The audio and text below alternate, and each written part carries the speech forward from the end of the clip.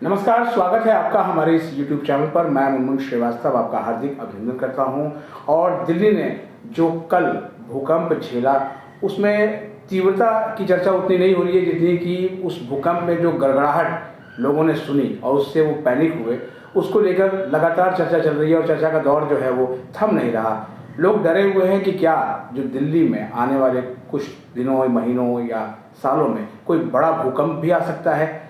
दिल्ली विश्वविद्यालय में भी इसको लेकर जो है वो काफ़ी हलचल है और आप देख रहे हैं स्क्रीन पर मौजूद हैं प्रोफेसर पार्थ प्रतिम चक्रवर्ती, जो कि सीनियर प्रोफेसर हैं DU के डिपार्टमेंट ऑफ जियोलॉजी में, और इनसे जानेंगे कि दिल्ली में भूकंप को लेकर कितना खतरा है और आखिर ये भूकंप आते क्यों हैं और ये गड़गड़ाहट जो हुई उसके पीछे वजह क्या है। स्वागत है प्रोफेसर चक्रवर्ती हमारे चैनल पर। धन्यवाद मुनमुन जी। ये जो भी भूकंप आए हैं ये सही में डराने वाले थे और मैं भी इसको फील किया। और एक साउंड जो आए थे वो सही में डराने वाले साउंड थे। बट ये है कि ये भूकंप काफ़ी शैलो लेवल से आए हैं।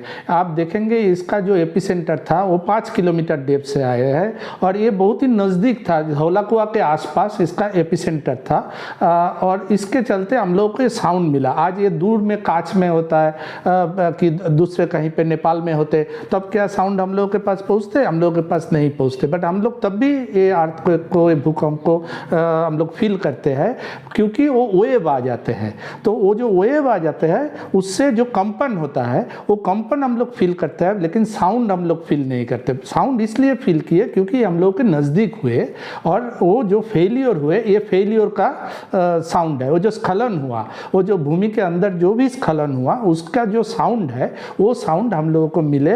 बट वो सही में आप जो कह रहे हैं जो नॉर्मल लोगों के लिए वो डराने वाले तो होता ही है, बट उतना डरने का कुछ नहीं है। ये तो साउंड सर, ये जैसे इस साउंड से लोग डरे हुए हैं और उनके दिमाग में चल रहा है कि भाई जो है वो, क्योंकि उसके 1-2 दिन पहले नई दिल्ली स्टेशन में भगदड़ हुई, उसमें भी घर लोग गिरने की आवाज़ आई, यहाँ भी जो है वो ये सारी चीज़ें हुई। तो लोग ये डरे हुए हैं कि अगर दिल्ली में क्या आने वाले कुछ हफ्तों में, महीनों में या सालों में क्या कोई बड़ा भूकंप भी देखने को मिल सकता है। नहीं, देखिए भूकंप कब आज आएगा ये कभी कोई नहीं बोल सकता, क्योंकि ये अर्थ का अपना मामला है। हम लोग एज ए साइंटिस्ट क्या कर सकते हैं, कहाँ आने का चांस है ये हम लोग बता सकते हैं, हम लोग एनालिसिस करते हैं। एक चीज़ मैं आपको बोलना चाहूँगा, जो दिल्ली साइज्मिक जोन 4 में आता है, तो दिल्ली में तो अर्थक्वेक आना ये कोई बड़ी बात है नहीं, जो हम लोग एक्सपेक्ट भी करते हैं जो दिल्ली में अर्थक्वेक आ सकते हैं। और दिल्ली हिमालयन जो क्षेत्र है वहाँ से सटे हुए हैं। हिमालय एक जोन है जहाँ पर अर्थक्वेक आने का बहुत बड़ा चांस होता है। आप पिछले 10-12 साल में दिल्ली का जो भूकंप आया है, आप उसका हिस्ट्री देखेंगे तो कभी 3.2, कभी 4, अभी जो आया है 4.2, ये हम लोगों के लिए बहुत ही हम लोग अच्छे है कि हम लोगों को बहुत बड़ा मैग्नीट्यूड का 5, 6, 7 ये मैग्नीट्यूड का नहीं आ रहा है। हम लोग जो एनालिसिस किए हैं आज तक, इससे बताते हैं जो दिल्ली के नीचे जो भी हम लोग का भूमि है और उसमें जो भी है वो हाई स्ट्रेस जोन है। यहाँ का एक बी वैल्यू करके हम लोग करते हैं, उसमें ये दिखाता है moderate to low B value, जो इंडिकेट करता है जो हाई स्ट्रेस है। बट ये जो छोटा छोटा भूकंप आते हैं इससे क्या होता है, स्ट्रेस रिलीज होता है। और ये स्ट्रेस रिलीज एक मेरे हिसाब से एक तरीके से ये थोड़ा रिलीफ है हम लोगों के लिए। इसमें ज़्यादा लाभ नुकसान नहीं होते हैं, बट स्ट्रेस रिलीज होते हैं, स्ट्रेस एक्यूमुलेट नहीं होने देते, इकट्ठा नहीं होने देते, बड़ा अर्थक्वेक का चांस थोड़ा कम हो जाते हैं। मतलब सर, जो ये भूकंप आया ये एक तरह से देखा जाए तो राहत की चीज़ है। थोड़ा सा मेरे हिसाब से तो छोटा छोटा अर्थक्वेक ये थोड़ा सा राहत की चीज़ है, क्योंकि बट इसमें हम लोगों को क्या सावधानता लेना चाहिए वो भी एक सीखने का चीज़ है। ऐसा नहीं जो राहत है तो हम लोग ऐसे ही रह जाए, बट हम लोगों को ये ट्रेनिंग भी लेना चाहिए जो अर्थक्वेक आए, भूकंप आए तो हम लोगों को क्या करना चाहिए। एक सर, जैसे अभी आप चर्चा में हमसे बता रहे थे कि इस पे एक रिसर्च पेपर भी आप लोगों ने तैयार किया था, तो उसमें क्या बातें आई सर दिल्ली को लेकर? हम लोग ने वो जितने पुराना जो अर्थक्वेक जो 15 साल में आए थे वो सबको प्लॉट किया। उस प्लॉट करने के बाद हम लोगों को पता चला जो दिल्ली का जो नीचे का जो ज़मीनी स्तर है, जो रॉक स्ट्रटा है, मैं मिट्टी की बात नहीं कर रहा हूँ, नीचे का जो पत्थर की जो है उसमें हाई स्ट्रेस है। उसमें प्रेशर स्ट्रेस एक्यूमुलेट है। अभी आप देखिए ये अर्थक्वेक क्यों होता है, पर्टिकुलरली हम लोगों के इंडिया में। ये जो इंडियन प्लेट, ये टिबेटन प्लेट के नीचे सबडक्शन हो रहा है, नीचे जा रहा है। ये जो इंडियन प्लेट है ये एकदम समतल नहीं है, ये है जैसे हम लोग का एस्बेस्टस शीट नहीं देखते हैं, ये जो कोरुगेटेड ऐसे शीट होते हैं, ये है ऐसे कई सारे रीजेस है उसमें। अभी हम लोग का जो फैजाबाद रीज है, ये जो हम लोग जो रीज एरिया है, आपको पता है ये दिल्ली से ये रीज फैजाबाद तक जाते हैं, ये मुंगेर रीज है। ये सब रीजेस क्या है, पूरा प्लेट को ऐसे अनइवन कर देते हैं और उसमें बहुत सारे फ्रैक्चर्स है। ये फ्रैक्चर डिसलोकेट होता है। अभी जो रिपोर्ट आ रहा है जहाँ पर ये जो काल का भूकंप जो आए थे उसका आसपास देयर इज़ ए लेक, एक लेक है, एक पानी का, तो पता नहीं उससे शायद पानी अंदर घुस रहा है, कुछ फ्रैक्चर जो भी है वो थोड़ा स्खलन हुआ है, क्योंकि ये देखिए बहुत ही शैलो लेवल पे हुआ है। इतना शैलो लेवल पे एकदम से पूरा अर्थ का जो भू का जो भी टोटल पत्थर का लेयर वो डिसलोकेट हो, ऐसा लगता नहीं है। ज़्यादातर कोई फ्रैक्चर और कोई भी ऐसे वो डिसलोकेट हुआ ऐसे ही लगता है। ये सर कहा जाता है कि भूकंप के कुछ जोन, जैसे नैनीताल को भी लोग कहते हैं कि वहाँ भी जो है वो कोई बड़ा भूकंप कभी देखने को मिल सकता है, क्योंकि वो भी हुआ भी है। और कुछ लोग एग्जांपल ये भी देते हैं, जैसे आपने बताया था कि जापान में जो आए दिन भूकंप आता रहता है, तो ये क्या सर कोरिलेशन? नहीं, हाँ देखिए, ये जो हम लोगों का जो हिमालयन क्षेत्र है, ये टोटल हिमालयन क्षेत्रों में कभी भी अर्थक्वेक आ सकते हैं, ठीक है, क्योंकि ये पूरा इंडियन प्लेट नीचे सबडक्ट है। सिमिलरली ये जो जापान है, जापान में भी आसपास ये जो सबडक्शन जोन है, और Japan is a island chain है, उसमें भी, एंड जापान में आप जाओगे तो अभी 10 दिन 15 दिन रहोगे तो उसमें 3-4 दिन आपको महसूस होगा जब भूकंप आ रहा है।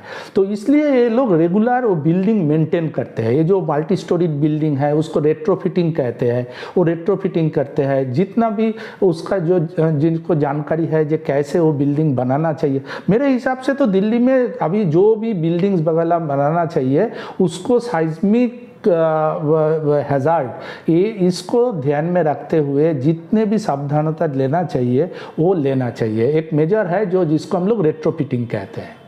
दिल्ली में सर जो है वो आप भी देख रहे हैं कि वो ज़्यादातर बिल्डर फ्लैट्स बन रहे हैं, और उसमें जो है वो एक गाटर और सरिये इसके ऊपर पूरी बिल्डिंग खड़ी कर दी जाए, चार मंजिला बेसमेंट देख के, तो क्या वो खतरे में वो बिल्डिंगें नहीं है सर? नहीं, ये तो देखिए जो रेगुलेटरी अथॉरिटी है जो भी सैंक्शन देते हैं इस बिल्डिंग का, उनको ध्यान में रखना चाहिए। जब ये सैंक्शन दे रहे हैं, ये साइज्मिक जो भी पैरामीटर्स है और बिल्डिंग के लिए जितने भी सावधानता मेंटेन करना होता है वो सब मेंटेन हो रहा है कि नहीं, ये चीज़ रेगुलेटरी अथॉरिटी का है।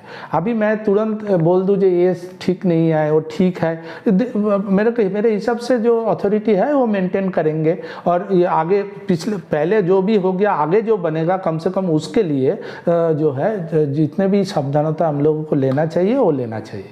इसमें सर अगर जैसे आम पब्लिक, क्योंकि जाहिर बात है जब भूकंप आता है तो सबसे अधिक असर आम लोगों पे ही होता है, तो उनको सर आप क्या बताएंगे, क्या सावधानियां उनको रखनी चाहिए? देखिए, भूकंप कब आएगा वो कोई नहीं बता सकता। हम लोग जो बता सकते हैं ये इस एरिया में भूकंप आने का चांस है, दिल्ली उसी में आता है जिसमें भूकंप आ सकते हैं। तो आप सब लोगों को मैं यही आवेदन करूंगा, जो सबको ये जानकारी होना चाहिए जब कोई भूकंप आए तो हमको क्या सावधानता लेना चाहिए। सबसे बड़ा है ये भूकंप जब है आपको वो भाग दौड़ ना करे। सबसे बड़ा बात है आप शांत रहे। दूसरी बात है, ये बोलना आसान है, करना उतना आसान नहीं है, मैं भी जानता हूँ। अच्छा, दो है जो कोई भी चीज़ जो भी वैद्युतिक चीज़ है उससे दूर रहे। 3, कोई बड़ा ताकिया है, कोई बड़ा टेबल है, आप उसके नीचे चले जाए। जो कोई भी बिल्डिंग जब ये होगा तब वो आपको बचाएगा, है, जो उसके नीचे चले जाए।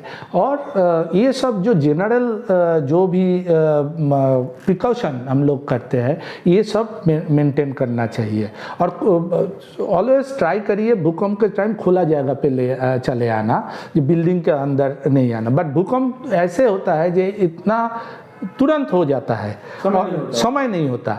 तो ये है सबसे बड़ा प्रॉब्लम, जो समय नहीं होता। जो मैं कुछ भी बोल दूँ वो करना उतना आसान नहीं है, बट इतना हम लोग कर सकते हैं जो भूकंप होने के टाइम तुरंत एक कोई भी अच्छा ऐसा स्ट्रक्चर है जो आपको लगता है जो स्ट्रॉन्ग स्ट्रक्चर है, एक बड़ा टेबल हुआ, बड़ा तकिया हुआ, इसके नीचे जाके अपने को बचाए। चलते चलते सर, आज का लास्ट सवाल। दिल्ली में आबादी पिछले 10 साल में बहुत ज़्यादा बढ़ी है सर, बिल्डिंगें बनी हैं और यहाँ तक कि वाहनों का भी लोड है, मेट्रो का विस्तार बहुत हुआ है। तो मतलब क्या ऐसा आप अगर गवर्नमेंट को सलाह दें कि कुछ चीज़ें इस तरह से की जाएं कि अगर भूकंप इस तरह का आता है तो उससे नुकसान कम से कम हो? देखिए सब, ये तो दिल्ली का जनरल प्रॉब्लम है, पॉपुलेशन बढ़ रहे हैं एंड सब लोग अपने रोज़गार के लिए दिल्ली को ही मानते हैं जो वहाँ रोज़गार मिल जाएगा। समस्या ये है कि इतना सारे पॉपुलेशन लेके जब आप ये सब बिल्डिंग, सबसे बड़ा बात है कि रेगुलेटरी अथॉरिटी को सजाग रहना चाहिए। जो भी अप्रूवल हो रहा है कोई भी कंस्ट्रक्शन के लिए, वो अप्रूवल पूरा सिस्टम और लॉ के मुताबिक हो रहा है कि नहीं हो रहा है, वो चीज़ सबसे, क्योंकि जब कोई हादसा हो जाएगा तब हम लोगों को और वो करने के लिए कुछ टाइम नहीं मिलेगा, क्योंकि हादसा तो बोल के नहीं आएगा ना।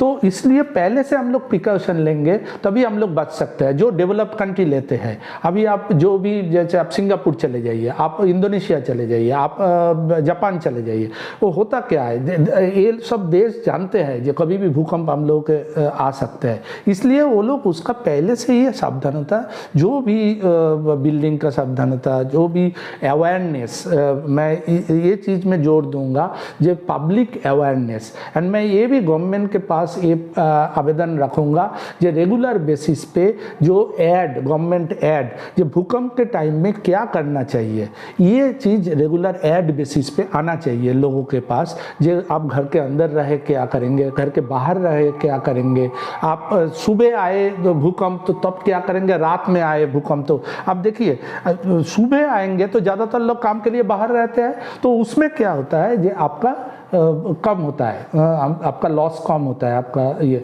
बट आप रात में सब लोग घर के अंदर रहते हैं, उस टाइम जब अर्थक्वेक आता है तब यही चीज़ हुआ था जब आप लोगों का भूज का हुआ था। भूज का क्या हुआ था, देखिए दोनों जगह में उसी टाइम कैलिफोर्निया में भी एक अर्थक्वेक आया था और भूज में भी आया था। भूज में ह्यूज लॉस हुआ था क्योंकि वो रात के टाइम आया था, बट उसी टाइम में कैलिफोर्निया में आया था लेकिन लॉस नहीं हुआ था। ये लोग कह रहे हैं कि दिन में आता तो लॉस होता, क्योंकि उनका बिल्डिंग इतना स्ट्रांग बना हुआ है, उतना बिल्डिंग इतना रेट्रोफिटेड बिल्डिंग है, तो बिल्डिंग वो जो भी शौक है उसको सहन पाया। हम लोग का कच्चा मिट्टी का बिल्डिंग, हम लोग का ये बिल्डिंग ये सहन नहीं पाया। तो ये सब मतलब है, आप प्रिकॉशन लेंगे, आप बिल्डिंग ठीक से बनाएंगे, आपका लोगों को जानकारी होगा जो घर के अंदर क्या सावधानता, घर के बाहर क्या सावधानता, तब हम लोग काफ़ी हद तक बच सकते हैं। बहुत बहुत धन्यवाद प्रोफेसर पार्थ चक्रवर्ती, इतनी बेहतरीन जानकारी दर्शकों को देने के लिए और उन्हें सावधान करने के लिए आपका बहुत बहुत धन्यवाद। Thank you.